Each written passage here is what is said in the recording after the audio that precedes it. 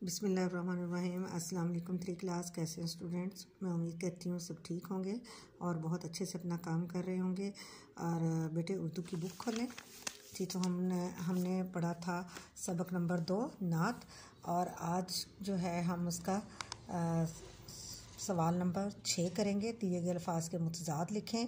जैसे बेटे ये लफ्ज़ दिए गए हैं तो हमने ये नीचे मुतज़ाद है, आपने ये काम जो है अपनी बुक के ऊपर ही करना है।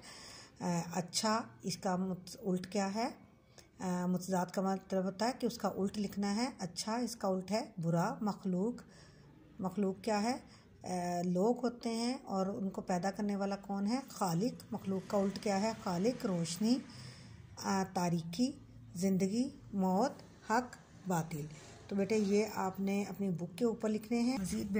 मज़ीद मैं आपको यहाँ पे दिखा देती हूँ। ये देखें सवाल नंबर 6 यहाँ पे हमने सॉल्व किया हुआ है। अच्छा, बुरा, मखलूक, खालिक, रोशनी, तारीकी, ज़िंदगी, मौत, हक और बातिल है इसका। ठीक है, तो बेटे आपने इसी तरह अच्छे से मार्जिन लाइन लगा के कॉपी पे और आपने अल्फाज मुतज़ाद लिखने हैं और आपने याद करने हैं। ठीक है जी, अल्लाह हाफिज़।